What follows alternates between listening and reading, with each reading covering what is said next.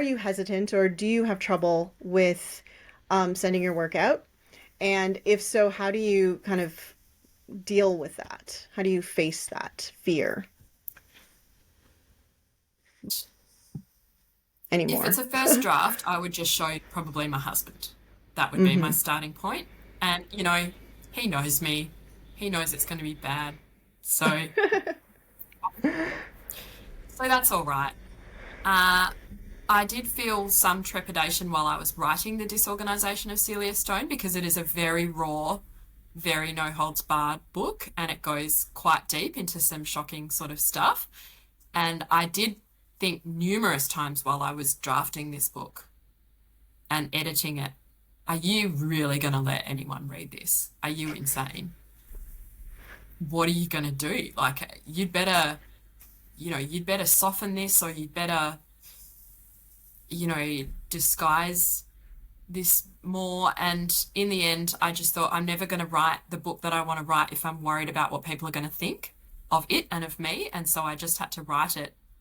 And then, to be honest, after that, it all happened so fast. It got picked up so fast and it was just rolling. So I just thought clearly something in this rawness has spoken to people and, that they want to publish it like this. So I'm going to just deal with it later. So I kept thinking, I'll just deal with it later. And now it's out and it's nothing I can do about it. So I don't know if I'm the best person to give advice on that. I love it. No, I think that's great advice. And like, because you're right. If you self edit because you're scared of what people think, then you're not going to write a good book. Like Yeah, yeah, it's gonna be or you're not going to write a deep book. You're not going to write a book that resonates.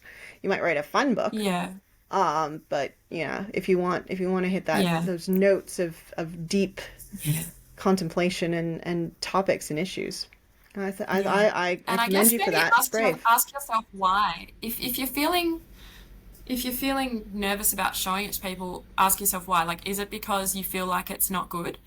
And then if that's the reason, ask yourself if you've done everything that you can to make it good. Have you done a couple of edits yourself? Have you read it aloud?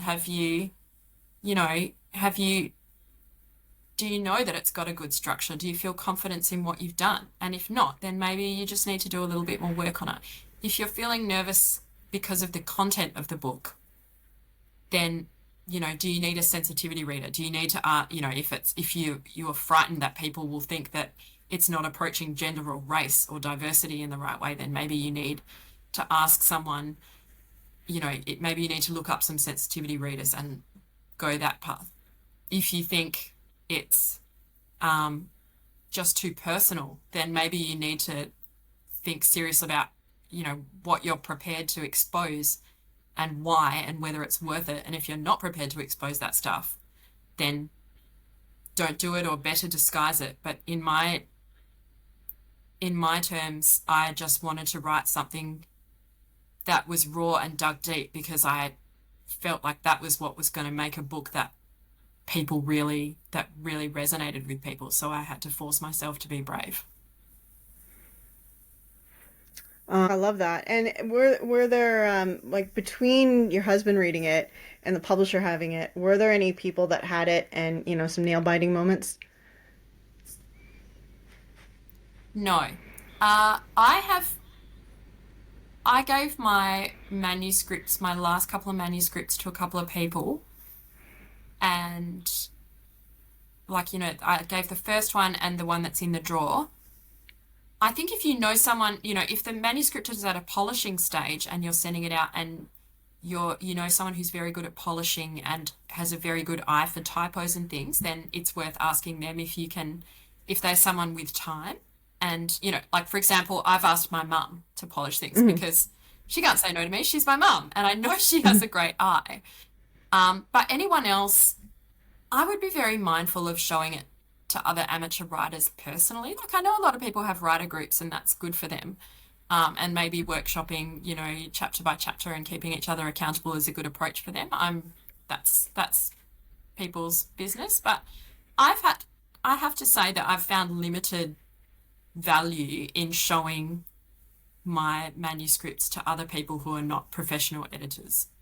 I think possibly it's a better route just to pay a manuscript assessor or go straight to publishers, or apart from, like your partner or your mum, then, I would be personally inclined to skip the whole ask your writer friend thing because, for a start, it's a huge time commitment for them. And second, they're not a trained editor. And I think possibly you might end up with advice that you take and it wasn't right, or that's very hard to implement. Or yeah, I would just think quite carefully about who you're going to show and why.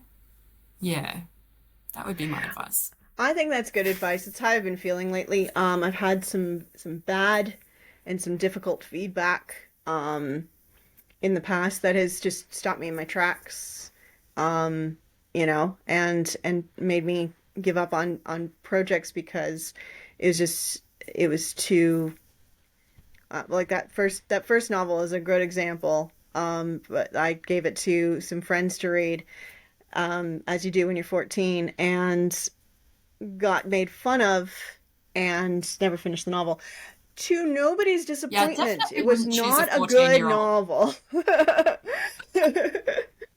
It was to nobody's disappointed. Nobody is sad that that book doesn't exist, but like just like sending it to an editor was such a positive experience, giving it to friends was such a negative experience that I've kind of steered away from Yeah, it. I would be cautious about that kind of thing because, even if people are big readers, they knowing about novel structure, which is really probably what you want advice on it, that it's structural type stuff, that's a Hmm. very particular skill. And I don't think most people have it. Even most writers don't have it really, and Hmm. and every book is very different. So I just, maybe err on the side of caution.